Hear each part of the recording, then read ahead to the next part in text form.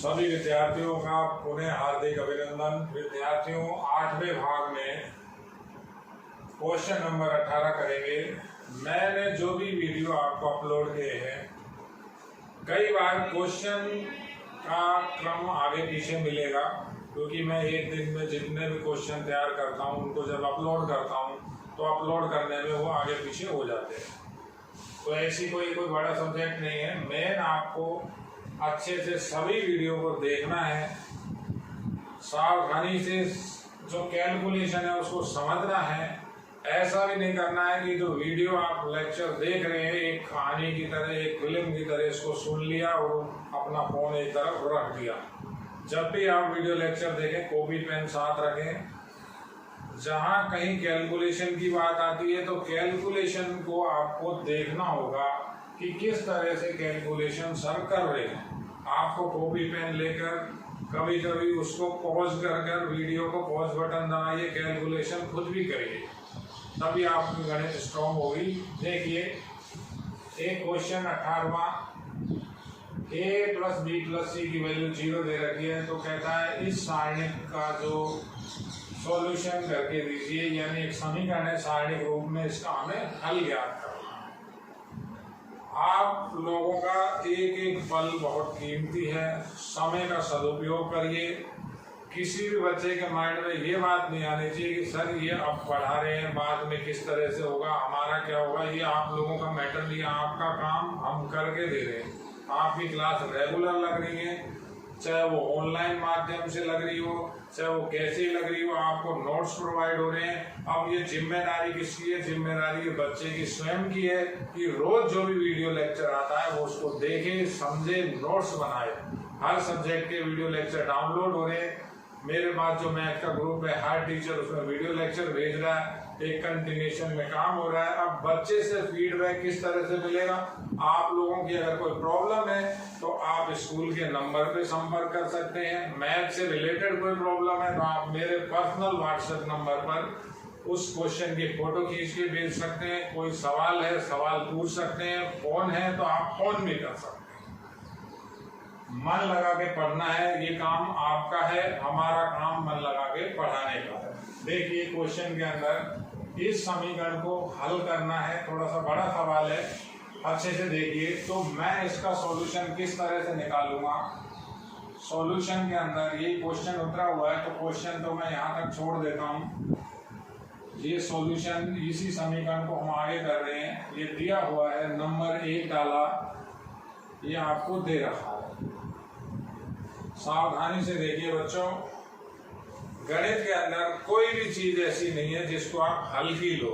हल्की का मतलब कि इम्पोर्टेंट कुछ नहीं होता, मोस्ट कुछ भी नहीं होता। सारी चीजें आपको पढ़नी है, एक एक क्वेश्चन आपको निकालना है, एक एक एग्जाम्पल आपको करना है, प्लस बुक से बाहर के भी आपको क्वेश्चन करने पड़ेंगे, तभी राजस्थान बोर्ड में आप अच्छे नंबर ला सकते हैं। देखिए, इसी समीकरण को बराबर 0 लेके चलेंगे। किस तरह से सॉल्यूशन करेंगे? मैं पहले इसका एक पार्ट यहाँ करूंगा, एक पार्ट यहाँ करूंगा, थोड़ा बड़ा सवाल है। देखिए आप, तो सबसे पहले इसमें इस तरह की संक्रिया लगाएं कि या तो कॉमन आए या ज्यादा से ज्यादा 0 बने।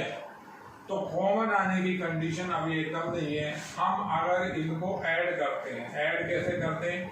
ये सारे के सारे स्तंभ अगर जोड़ें तो इस तरह की कंडीशन आती है, a + b + c - x। यहाँ इन दोनों को यहाँ लाकर जोड़े तो भी ये कंडीशन है, इनको यहाँ जोड़े तो भी ये कंडीशन है, या ऐसे जोड़ें, किसी भी तरह से आप जोड़ें, यानी सभी पंक्तियों को जोड़े या सभी स्तंभों को जोड़े तो कॉमन आपका आ रहा है। यानी किसी एक पंक्ति में बाकी की 2 पंक्ति जोड़िए या किसी एक स्तंभ में बाकी के 2 स्तंभ जोड़िए, तो आपका कॉमन हर बार आ रहा है a + b + c - x।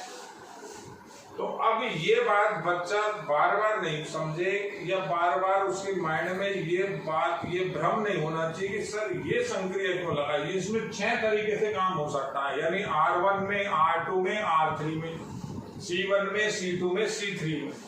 तो किसी को भी ले लो आप। आपने C1 से चालू किया, C1 में आपको क्या करना है? C2 और C3 को जोड़ना है। C1 को चेंज करेंगे, या लगा के लिख रहा हूं, देखिए आप C1 के अंदर ये दोनों ले जा करके मैं जब जोड़ूंगा तो मैं एक सीक्वेंस में लिख रहा हूं a plus b plus c minus x. ये सब यहाँ जोड़ेंगे तो आएगा a plus b plus c minus x. ये दोनों यहाँ जोड़ेंगे तो आएगा a plus b plus c minus x. देखिए यही का यही काम R1 में भी हो सकता है, R2 में भी हो सकता है, R3 में भी हो सकता है, C2 में भी हो सकता था, C3 में भी हो सकता था। तो ये आपके ऊपर है, बात हो ही रहेगी। क्वेश्चन की जो टर्म होगी, जो लाइनें होंगी उतनी ही होंगी। बाकी ऐसा कैसा लिखा, c b minus x a b a c minus x बराबर 0। अब क्लियर कॉमन आ रहा है तो कॉमन में यहाँ लिखता हूँ, यहाँ भी लिख सकता हूँ, साइड में भी लिख सकता हूँ। जो कॉमन लेना है, क्या कॉमन लेना है, C1 से कॉमन आया 1 a plus b plus c minus x. ये कॉमन की टर्म हो गई, ये लिख दिया वापस C1। तो कॉमन लिखा a plus b plus c minus x, तो कॉमन आ गया। तो C1 के अंदर मेंबर बचेगा 1 1 एंड 1। देखिए आप वापस ये ऐसा c b minus x a b a c minus x और बराबर में आपका 0। अच्छे से समझिए। अब 3 बार एक लिखा हुआ है तो 2 पंक्तियों को घटाओ। 3 बार एक कहाँ लिखा हुआ है, एक स्तंभ में। जब एक स्तंभ में 3 बार एक होता है तो हम कोई भी 2 पंक्तियों को आपस में घटा लेते हैं। तो मैं संक्रिया लगा रहा हूँ, R1 को चेंज कर रहा हूँ R1 माइनस R2 और R2 को भी चेंज कर रहा हूँ R2 माइनस R3। तो रिजल्ट क्या आएगा, थोड़ा सावधानी से देखिए, बोर्ड में पूरी निगाह रखे बच्चा। सवाल थोड़ा सा बड़ा है। ये घटाया 0 हुआ, ये जब मैं घटाऊंगा तो इस तरह से आएगा। देखिए c minus B plus x, चिन्ह रिवर्स हो जाएंगे घटाएंगे तो ये आएगा b माइनस ए। ये जब यहाँ घटाएंगे तो 0 आएगा, ये घटाऊंगा तो ऐसा हुआ b माइनस ए माइनस एक्स। अच्छे से समझिए, हर स्टेप को देखिए। जब ये घटाएंगे तो ऐसा आएगा a minus C plus x, और ये ऐसा कैसा 1a और c माइनस एक्स बराबर अपना चल रहा है 0। क्लियर, यहाँ तक कोई प्रॉब्लम। अब मेरे पास C1 में 2 0 लगातार है। C1 के सापेक्ष प्रसार करूंगा, C1 के मेंबर प्लस माइनस प्लस, तो ये 1 ही बचा। 1 के लिए ये 4 मेंबर बनेंगे। ये स्तंभ खत्म, ये पंक्ति खत्म। तो क्या लिखेंगे अपन, C1 के सापेक्ष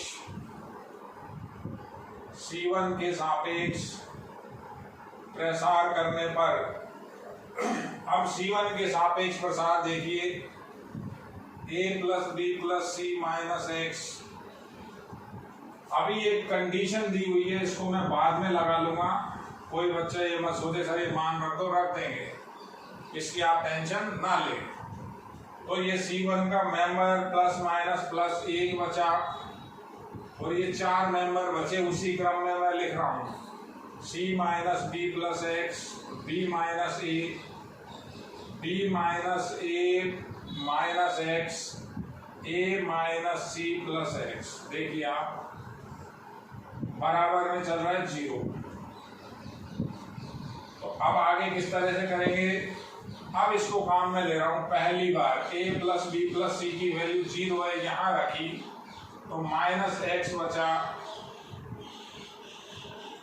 अब गुणनखंड 0 करना है, ये बाद में करूंगा। ये माइनस एक्स, ये 0 बाद में होगा, ये उधर जाएगा तो एक वैल्यू तो x बराबर 0 हो जाएगी, वो बाद की बात। पहले तो मैंने a प्लस बी प्लस सी का मान रख दिया 0। अब ये 2/2 की सारणी, इसका गुणा इधर होगा तो इधर से इधर गुणा करें तो देखिए term c minus B plus x का गुणा a minus C plus x से माइनस लगाया, और b माइनस ए का गुणा होगा b माइनस ए माइनस एक्स से, बराबर में आपका 0। बराबर में आपका 0 लिख रहा है। अच्छे से देखिए, थोड़ा सा बोर्ड समझ के देखना होगा आपको। बोर्ड थोड़ा छोटा है और गणित के जो क्वेश्चन होते हैं काफी बड़े होते हैं। मेरे पास समझाने के साथ साथ लिखने का भी पूरा काम है। ये कोई ज्योग्राफी या किसी आर्ट्स की क्लास नहीं है कि टीचर आया, बोला, 2 लाइन लिखी और 50 बातें बताई। अपन को जो कुछ भी बोलना है उसको लिख के बताना है, उसको समझाना है। तो निगाह बोर्ड पे प्रॉपर हो। साइंस के स्टूडेंट्स हैं आप, चाहे तो आप फिजिक्स पढ़ते हैं, जब आप केमिस्ट्री पढ़ते हैं, निगाह बोर्ड पे हो। टीचर की बात आपके पूरी कानों में जानी चाहिए, तभी आपको फायदा मिलेगा। अब इसका सॉल्यूशन करेंगे। सॉल्यूशन आप अच्छे से देखिए। माइनस तो वहां चला गया 0 के पास, तो ये तो एक बचा x। मैं गुणा करूंगा। बेटा गुणा आप अच्छे से देखना, ये गुणा ही करना पड़ेगा और कोई अभी इसका मेरे पास इलाज नहीं है। गुणा करूंगा ये 3 टर्म का, ये 3 से, ये 2 का, ये 3 से, तो 3 का 3 से गुणा होगा। 9 टर्म तो ये आएंगी और 6 टर्म ये आएंगी। 9 और 6 15 टर्म होंगी, जिनमें से काफी टर्म आपस में कट जाएंगे। तो किस तरह से गुणा हो रहा है आप देखिए। सी का गुणा चालू कर रहा हूं और क्रम से लिख रहा हूं ए सी। सी का सी से माइनस सी स्क्वायर, फिर सी का एस से प्लस का सी एक्स। ये सी का गुणा किया। हो सकता है मुझे वो लाइन भी हटानी पड़े। अब माइनस बी का गुणा किया, माइनस का ए बी प्लस का बी सी और माइनस का बी एक्स। ये माइनस का बी से गुणा किया। अब एक्स का गुणा करूंगा तो प्लस का हो जाएगा ए एक्स, माइनस का हो जाएगा सी एक्स, प्लस का हो जाएगा एक्स स्क्वायर। देखिए ये प्रोडक्ट किया है। अच्छे से देखिए, सवाल में ये चीज किसी भी बच्चे की गलत नहीं हो। मैं यहां से इसको हटा रहा हूं। आपके पास सुविधा है, पीछे जाके पॉज कर लेना। ये एक लाइन मुझे हटानी ही पड़ेगी। पहले दोनों का गुणनखंड हम कर चुके। अब आगे देखें तो आगे यहां माइनस लगा हुआ है। जो कुछ भी आएगा उसका मैं चिन्ह रिवर्स करके लिखूंगा। तो माइनस का बी स्क्वायर, ये गुणा किया, माइनस ए बी आता है, प्लस ए बी लिखा। इसका इससे गुणा किया, माइनस बी एक्स आता है, प्लस बी एक्स लिखा। ये एक माइनस बाहर का भी। फिर ये माइनस माइनस प्लस हो गया। ए का गुणा किया, देखो a B minus a square और माइनस ए एक्स। ये आपके 16 के 16 पार्ट बने हैं। बराबर में इसका लगा हुआ है 0। अब आपको ये देखना है कौन सी टर्म कट रही है। तो काटनी ऐसे नहीं है, बिल्कुल काटना कुछ भी नहीं है। आपको इसकी सीक्वेंस समझनी है। वो सीक्वेंस कैसे समझ में आएगी देखिए। लिख रहे या लगा कि x लिखा, ये बाहर x बराबर 0, तो एक हल तो इसका यही है। अब इसमें कंटिन्यूएशन पकड़ो आप। देखो एक ए स्क्वायर, एक माइनस बी स्क्वायर और एक माइनस सी स्क्वायर अलग है। सबसे पहले इन्हीं को लगाओ, A square minus B square minus C square. Clear. अब यहाँ क्या होगा, काफी चीजें आपस में कटेंगी। जो कटे तो आपको क्या करना है, उनके डॉट लगाना है। किस तरह से कटेगा, जैसे ये AC लिखा हुआ है तो ऐसा कोई AC एक बार दोबारा देखना है। वो AC दोबारा आपको नहीं मिलेगा, कोई बात नहीं। फिर AC के बाद एक CA होगा। ये एक सीक्वेंस चलता है। जैसे AC देखा, AC के आगे अपन चले तो AC मिलेगा कहीं, नहीं मिलेगा। AC के बाद CA, AC और CA की बात, AC के बाद देखेंगे हम BC और BC के बाद देखेंगे वापस ABC। एक चक्रीय क्रम समझो। देखो आप A, B और C, एक मिलेगा AB, एक मिलेगा BC, एक मिलेगा CA। तो जो अगर आपको लगता है वो कट नहीं रहा तो उसको लिखते जाओ। प्लस का लिख दिया मैंने, A के बाद C, ए के बाद सी नहीं आता, सी के बाद ए आता है, तो इसको मैंने क्रम से लिखा, देखो सी ए। अब ए बी देखिए आप, सी ए हो गया, डॉट लगा दो, सी ए के बाद एक ए बी मिलेगा आपको, एक ए बी ये रहा और एक माइनस का ए बी ये रहा, ये तो कट गए, मैंने डॉट लगा दिए, जिनको मैंने पास यहाँ आ गए और डॉट लगा दिए, एक ए बी बचा, ये एक ए बी लिख दिया, ये डॉट लगा दिया, ये ए बी से ए बी कट गया। अब ए बी हो गया, अब एक बी सी जरूर मिलेगा, एक बी सी ये रहा, पहले अपन इस बी सी को लिख लेते हैं, ये बी सी हो गया। अब जो जो मेंबर मेरे पास आते जा रहे हैं मैं यहाँ लिखता जा रहा हूँ, देखिए ये तो बिना x के मेंबर है सारे। अब x के साथ के मेंबर देखें, एक खुद x स्क्वायर है, खुद क्या हुआ एक x स्क्वायर, एक तो यहाँ लिखा वापस x स्क्वायर, इनकी एक सीक्वेंस है, ये सीक्वेंस बनाई, एक अलग सीक्वेंस है जिससे हम इनको मर्ज कर सके, कैलकुलेट कर सके, यही मेन काम है, क्वेश्चन तो इजी। तो x स्क्वायर के साथ एक x स्क्वायर हो गया, मैंने उसको इंडिकेट कर दिया। उसके बाद ऐसा मिलेगा आपको एक माइनस का ax, ये रहा माइनस ax माइनस bx, ये सब पे निशान माइनस bx और माइनस cx, एक ये हुआ माइनस cx, ये ax एक और यहाँ, तो ये ax से एक ax कहीं ना कहीं कटेगा, एक ax ये है प्लस का है ax, ये ax माइनस का है, ये कटा, ये bx प्लस का है, ये bx माइनस का है, ये cx प्लस का है और एक cx माइनस का होगा, तेरा एक cx से ये एक cx कट गया, एक bx से ये एक bx कट गया, ये bx और एक bx यहाँ पर आपका ये रहा bx और एक cx से एक ax कट गया, तो ये सारी टर्म आपकी कैंसिल। अब मेरे पास अब कुछ भी नहीं बचा, सारी टर्म मेरी कैंसिल हो चुकी, तो ये मैंने लगा दिया एक वापस ब्रैकेट बराबर 0।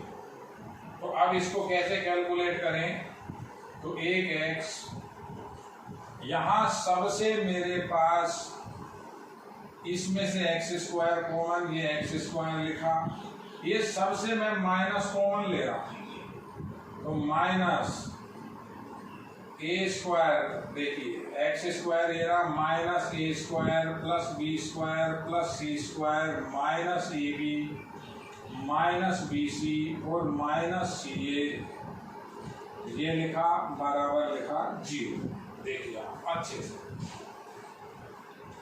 अब कई बच्चे क्या करते हैं, ये दो गुणनखंड हो गए, तो हम आंसर क्या दें, एक आंसर तो x बराबर 0 हो गया, ये आंसर 100% सही, पहला आंसर। एक आंसर जब मैं इस गुणनखंड को 0 करूंगा तो x स्क्वायर की वैल्यू ये उधर चली जाएगी, a square plus b square plus c square minus ab minus bc minus cx, तो x की वैल्यू आएगी plus minus under root a square b square c square minus ab minus bc minus cx। ये भी answer दिया जा सकता है, answer ये भी सही है, लेकिन बच्चा कह देता है सर ये बुक में नहीं है, तो इसने एक कंडीशन दे रखी है, आप उसको भी लगा सकते हो। आप लिखोगे अब a प्लस बी प्लस सी बराबर 0, तो क्या होगा a प्लस बी प्लस सी का होल स्क्वायर भी 0 होगा। अगर मैं होल स्क्वायर खोलूंगा तो 3 संख्याओं का whole square plus 2ab plus 2bc plus 2ca बराबर 0। अब इससे मैं क्या कर रहा हूं, एक इसकी वैल्यू निकाल रहा हूं, एक एक को यहां छोड़कर ये वैल्यू पुट करूंगा यहां। किस तरह से करूंगा, ये काम आपको यहां लगाना है, ये सारा का सारा पार्ट उधर चला जाएगा, a square B square C square बराबर ये तीनों के तीनों टर्म उधर लेकर के जा रहा हूं, -2 कॉमन आ जाएगा, AB plus BC plus CA। देखिए अब एक काम कर रहे हैं, -2, ये 2 का यहाँ भाग दे दिया, माइनस को अंदर ले गए, यहाँ जगह नहीं है, लिख रहा हूँ बेटा देखो, तो मेरे पास ऐसा आएगा माइनस 2 का भाग दिया 1/2 A² B² C², और वो माइनस अंदर गया तो आया -AB -BC -CA। ये जो वैल्यू है इसको मैं यहाँ रखूंगा तो आपका बुक का आंसर आएगा। आंसर ये भी सही है। तो ये जो वैल्यू यहाँ पे अगर हम पुट कर दे तो ये कितना हो जाएगा 1/2, और ये सारा का सारा जुड़ के ये सारा 1 है। देखिए आप अच्छे से, तो x की वैल्यू क्या बनेगी, x बराबर ±√A² B² C²। एक तो ये कुल खुद 1 है और उस सारे की वैल्यू 1/2 A² B² C² है, तो ये आपका 3/2 हो जाएगा। तो एक आंसर तो ये फाइनल हुआ, ये आंसर, और एक आंसर इसका है 0, x बराबर 0। इसमें आप थोड़ी सी कैलकुलेशन या सावधानी से देखिए किस तरह से कटेंगे। आपको एक एक को टिक लगा के काटना है, जो भी कटेगा। जैसे यहाँ जो हमारी टर्म कटी थी AX BX CX, वो 6 बार रिपीट था। AX था, दूसरा BX था, एक BX था, दूसरा BX माइनस का था, एक CX प्लस का था, दूसरा CX माइनस का था। तो इस तरह से हमने इसके गुणनखंड किए, 2 गुणनखंड है, 2 इसके सॉल्यूशन है। अच्छे से देखिए बेटा, क्वेश्चन नंबर 18 देखिए विद्यार्थियों, क्वेश्चन नंबर 17।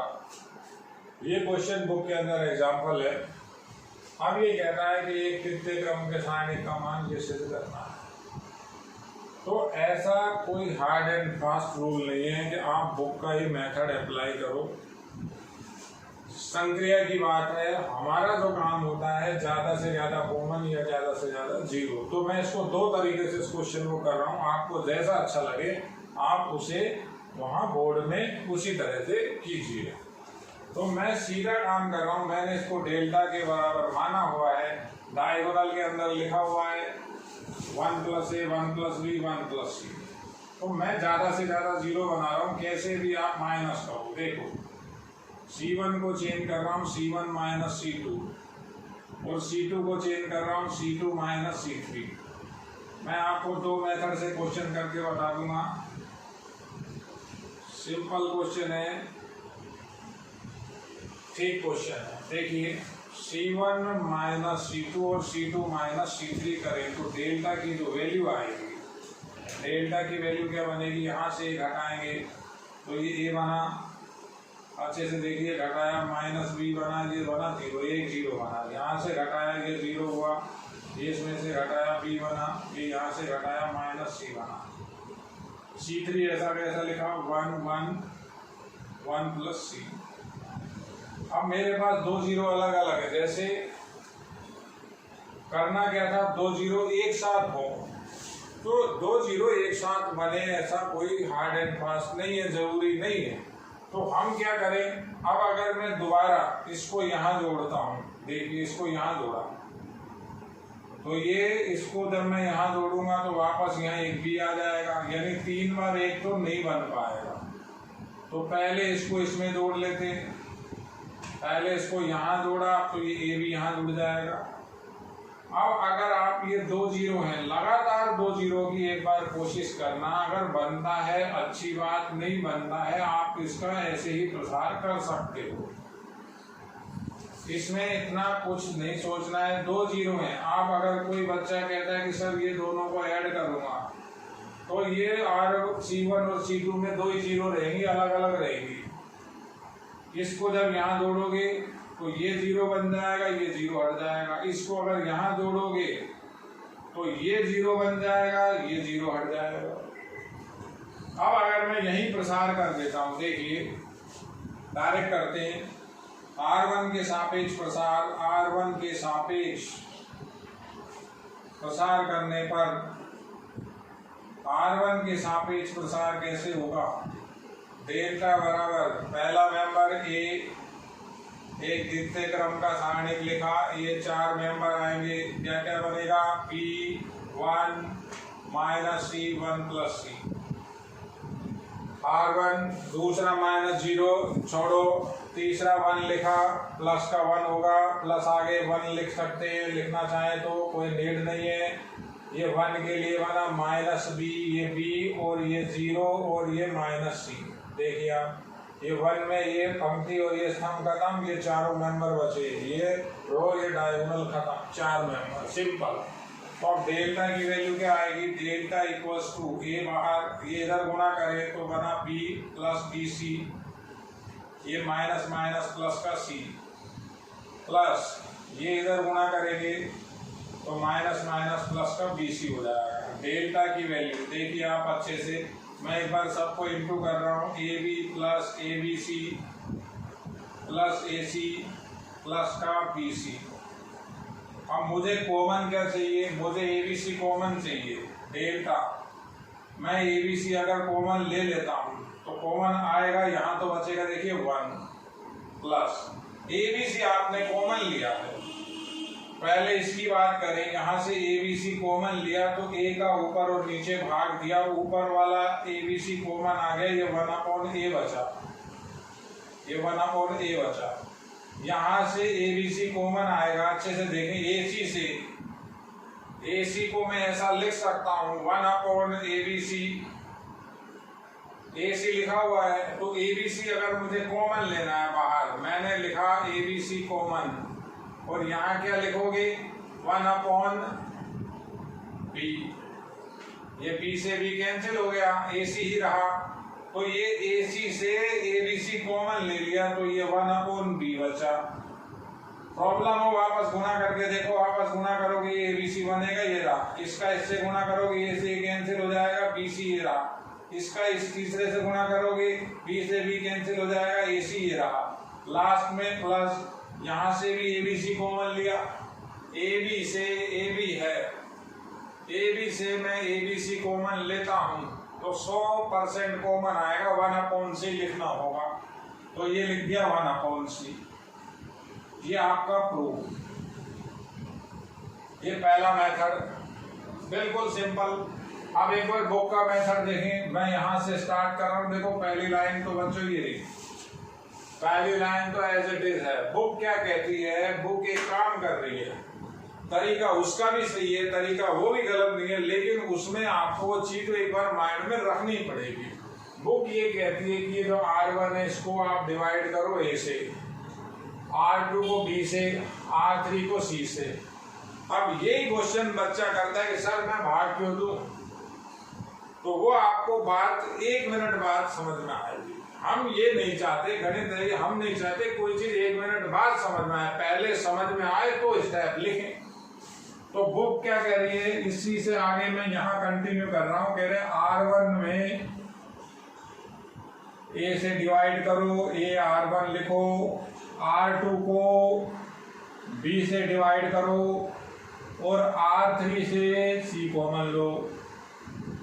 लेके देखते हैं, भाग दिया तो कॉमन भी आएगा, ABC कॉमन ले लिया एक तरह से।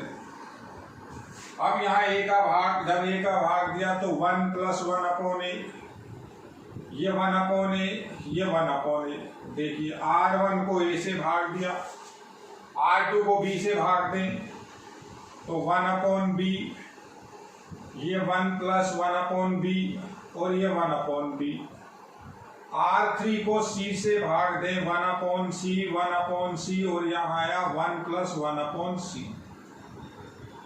अब इसने जो पैटर्न बनाया है, जैसे वो कॉमन भाग गुणनखंड बने हुए हैं, उसने इसको अंदर ही पहले तैयार किया है। अब वो ये कहता है कि इस तरह से जोड़ लो आप, यानी आप इस पंक्तियों को जोड़ दो, तो कॉमन आ जाएगी। वो कहता है कि R1 में R2 और R3 को ऐड कर दो, तो डेल्टा की वैल्यू ABC, R1 का पहला मेंबर ये वाला गुणनखंड कॉमन आ जाएगा 1 + 1/a 1/b 1/c। देखिए आप सबको जोड़ा और यहाँ आया 1 + 1/a 1/b 1/c। ऐसे ही तीसरे के अंदर 1 + 1/a 1/b 1/c, ये कॉमन हुआ, ये सेम एज इट इज रहेगा। बात समझिए। अब कहता है यहां से कॉमन ले लो एक बार, तो जब कॉमन लोगे तो डेल्टा की वैल्यू क्या आ जाएगी, ABC 1 + 1/a 1/b 1/c। तो बचेगा क्या 1 1 1, तो यहाँ बचेगा। और ये 6 मेंबर मैं वापस लिख रहा हूं जो मैंने यहाँ लिखे नहीं थे। 1/b 1 + 1/b 1/b 1/c 1/c 1 + 1/c। अब कहता है कि 3 बार 1 बन गया, दो स्तंभों को आपस में घटाओ। तो आपस में घटा के बताता हूं। बोर्ड के अंदर आपका पैटर्न होना चाहिए, किताब का पैटर्न नहीं होना चाहिए। सवाल ये भी कर रखा है, सवाल वो भी कर रहा हूं। दोनों सवालों में कोई कमी नहीं है, कोई गलती नहीं है। आप अच्छे से देखिए, मैंने किया है, ये किताब में हो रहा है। अब कहता है कि घटाओ, घटाते हैं। यहाँ मैं यहाँ बता रहा हूँ, थोड़ा सा यहाँ देखिए आप लोग। कहता है C1 को C1 - C2 और C2 को C2 - C3 करो। तो डेल्टा बराबर ABC पहले बार 1/a 1/b 1/c पहले बार। तो अब जब घटाया तो पहला 0, ये इधर से इधर घटा रहे हैं, इसको इधर से जब घटाएंगे तो माइनस का 1 बचेगा, इसको इधर से घटाएंगे 0 बचेगा। अब ये तो घटाया, C1 - C2 किया, C2 - C3 करें तो ये 0, इधर से ये घटाया ये 1, इधर से ये घटाया तो ये -1, और लास्ट में 1 1/b और 1 + 1/c ऐसा था। कहता है अब प्रसार कर दो। तो R1 के सापेक्ष प्रसार करें तो 4 मेंबर बचते। देखिए आप, जगह थोड़ी कम है। डेल्टा बराबर ABC 1 + 1/a 1/b 1/c लिखा। अब जब R1 के सापेक्ष प्रसार करूंगा तो आप यही देखिए, ये प्लस, ये माइनस, ये प्लस, ये दोनों तो 0 है, ये शुरू के दोनों तो 0, तो ये 1 बचा। ये एक द्वितीय क्रम का सारणिक बनेगा। आगे गुणा लगा के लिख रहा हूं, क्या बचेगा -1 1 0 -1। इसका जब हल करेंगे तो ये तो इधर गुणा हुआ, मल्टीप्लाई इधर 1, ये इधर हुआ -0, तो 1 ही बचा है टोटल। ये सारणिक का मान कितना आ गया, ये गुणा का निशान लगा हुआ है 1। तो डेल्टा की फाइनली वैल्यू आई ABC 1 + 1/a 1/b 1/c। ये पैटर्न आपका बुक में दिया गया है, दोनों पैटर्न सही है। ये आपके सोच के ऊपर है। इसने पहले क्या किया है, इसने पहले जो ये एक उभयनिष्ठ था, एक गुणनखंड था, पहले इसी को बना लिया। हमने इतना सोचा नहीं, हमने हमारे जो पैटर्न, जो बेसिक चीज है कि ज्यादा से ज्यादा 0 बनाए, ऐसा दिख रहा है काफी बार 1 लिखा हुआ है, कोई इतना बड़ा सवाल नहीं है। अगर 2 0 लगातार नहीं भी हैं तो भी हम प्रसार कर सकते हैं। 2 0 लगातार नहीं थी तो भी प्रसार किया, इजी वे में सरल हो गया। अब ये बच्चे के ऊपर डिपेंड है, वो किस पैटर्न से करता है। ब्लू पेन से जो किया हुआ है वो बुक का पैटर्न है, ब्लैक पेन से मैंने किया हुआ। आप अच्छे से देखिए क्वेश्चन नंबर 17। इसके बाद 18वां 12th मैथ में आप सभी का एक बार पुनः जोरदार स्वागत। सारणी का आज हम 8वां भाग स्टार्ट करेंगे। प्रश्न उत्तर आज क्वेश्चन नंबर 16। तो ये कह रहा है सिद्ध कीजिए एक तृतीय क्रम के सारणी का मान और एबीसी प्रूव करना है। अच्छा सवाल है ये भी। मैंने 2 लाइनें पहले लिखी हुई हैं। सॉल्यूशन के अंदर इस सारणी को आप डेल्टा मान के काम करोगे, डेल्टा बराबर। अब बात करते हैं इसको अपन किस तरह से स्टार्ट करेंगे। सबसे पहली बात, इसके अंदर जो कई मेंबर हैं, जो इसका डायगोनल है, डायगोनल के अंदर मेंबर ए अपॉन बी की फॉर्म में है, यानी फ्रैक्शन की फॉर्म में है। तो सबसे पहले मैं ये बटा का जो फ्रैक्शन है ये हटाऊंगा। किस तरह से हट जाएगा ये? अगर R1 को हम C से गुणा करें, R2 को हम A से गुणा करें, R3 को हम B से गुणा करें, तो ये बटा हमारा खत्म हो जाएगा।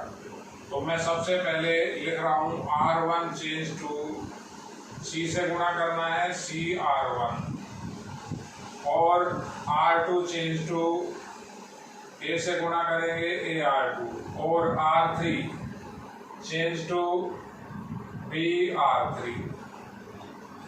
गुणा किया है A, B और C से, तो डेल्टा बराबर गुणा किया, आपको भाग भी देना पड़ेगा 1 अपॉन A, B और C। यानी R1 में C का गुणा किया था, C का भाग भी दे दिया। यहाँ R2 में A का गुणा करेंगे तो A से हमने भाग भी दे दिया। R3 में हम B का गुणा करेंगे, हमने B से भाग भी दे दिया। तो किस तरह की कंडीशन बनेगी? C से गुणा होगा तो आएगा A square plus B square, C square and C square. R2 बनेगा आपका A स्क्वायर, A से गुणा किया इसका, B square plus C square, A square. R3 आपका जो बनेगा वो बनेगा B से गुणा है उसका, B स्क्वायर,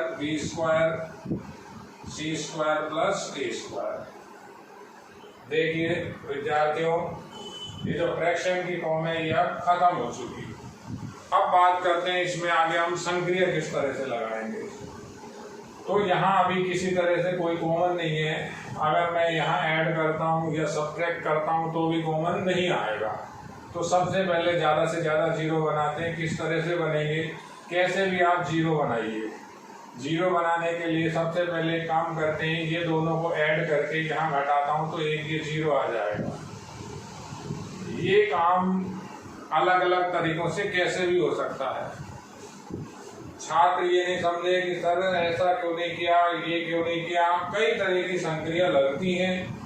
तो मैं ये जो R1 है, इस R1 में ये R2 और R3 जोड़ करके घटाऊंगा। तो मैं चेंज कर रहा हूँ R1 को, R1 पहले लिखा minus R2 and R3।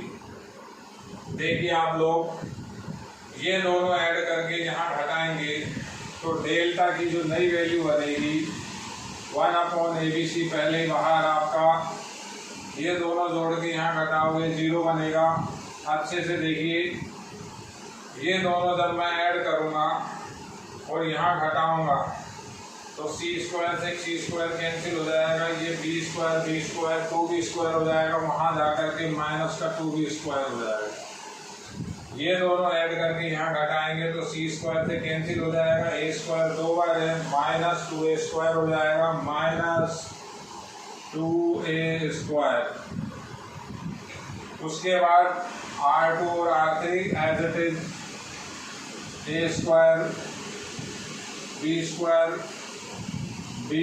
C square B square A square C square plus A square. देखिए आप, सबसे पहले एक ही जीरो बनी है, लगातार 2 जीरो बने ऐसा कोई जरूरी नहीं है। अब एक काम कर लेते हैं, पहले यहाँ R1 से, ये जो R1 है यहाँ से 2 कॉमन ले लेते हैं, 2 बाहर आ जाएगा तो ये दोनों ऐड कर देंगे, एक जीरो और बन जाएगी। मेरा काम क्या है? डबलिंग भी खत्म करना है। जब इसमें इसको ऐड करूँगा, यहाँ ला करके ऐड करूँगा तो एक डबलिंग और खत्म होगी। पहले तो ये 2 कॉमन लेते हैं, R1 से 2 R1 लिखा, यानी 2 का भाग दिया तो डेल्टा की वैल्यू 2 बटा ABC, R1 बनेगा 0 minus B square minus a square, minus 2 भी कॉमन ले सकते थे, वो भी ठीक है। A square B square, B square plus C square, B square A square C square plus A square. अब हमारी अगली कोशिश है कि ये जीरो खत्म ना हो और जीरो बने, यानी ऐसा नहीं है कि इसको अगर मैं यहाँ जोड़ता हूँ, इस R3 को यहाँ ले जा करके जोड़ूंगा तो ये जीरो खत्म हो जाएगा। इससे बेटर है कि मैं ये जो R3 है, इस R3 के अंदर एक बार R1 को जोड़ता हूँ और एक बार ये R2 है जो, इसको यहाँ जोड़ता हूँ, तो ये सी स्क्वायर ये बनेगा। देखिए आप किस तरह से R3 को चेंज कर रहा हूँ, R3 के अंदर प्लस कर रहा हूँ R1, तो जब ये प्लस करेंगे तो एक जीरो और बन जाएगा आपका, एक यहाँ से एक ए स्क्वायर भी कैंसिल हो जाएगा, एक संक्रिया और भी लगा रहा हूँ साथ में ही।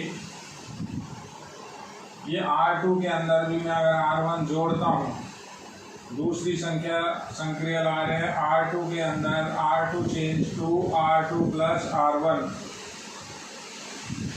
तो जो डेल्टा की वैल्यू होगी वो होगी 2/ABC। R3 और R2 चेंज होगा, R1 as it is 0 minus B square minus a square. अब क्या करना है आपको, सबसे पहले R2 की संक्रिया लिखते हैं। R2 के अंदर R1 अगर जोड़ें तो ये ए स्क्वायर रहेगा, देखिए दोनों जोड़ा, इसको यहाँ ला करके जोड़ूंगा, बी स्क्वायर से बी स्क्वायर कैंसिल, सी स्क्वायर बचेगा, इसको यहाँ ला करके जोड़ूंगा, ये जीरो बचेगा। उसके बाद R3 के अंदर R1 को जोड़ रहे हैं, R3 के अंदर R1 को जोड़ेंगे, बी स्क्वायर रहेगा, ये माइनस बी स्क्वायर यहाँ जा करके जुड़ेगा, जीरो होगा एक और ये जब यहाँ जोड़ेंगे तो ये होगा सी स्क्वायर। ये दोनों संक्रिया से क्या फायदा हुआ, एक तो इसके अंदर जो डबलिंग थी वो डबलिंग खत्म हो गई और हमारे पास अब 2 जीरो बन गया। इस पूरे सारणी में एक ही जीरो था, अब 2 जीरो हो गए। अब बच्चा सीधा सीधा सवाल ये करता है कि सर आपने ऐसा बता रखा है 2 जीरो एक ही पंक्ति में हो या एक ही स्तंभ में हो, तो ऐसा कोई हार्ड एंड फास्ट नहीं है। अब अगर मैं कोशिश भी करूं तो किसी भी एक पंक्ति में 2 जीरो नहीं बन पाएंगे, किसी भी एक स्तंभ में 2 जीरो नहीं बन पाएंगे।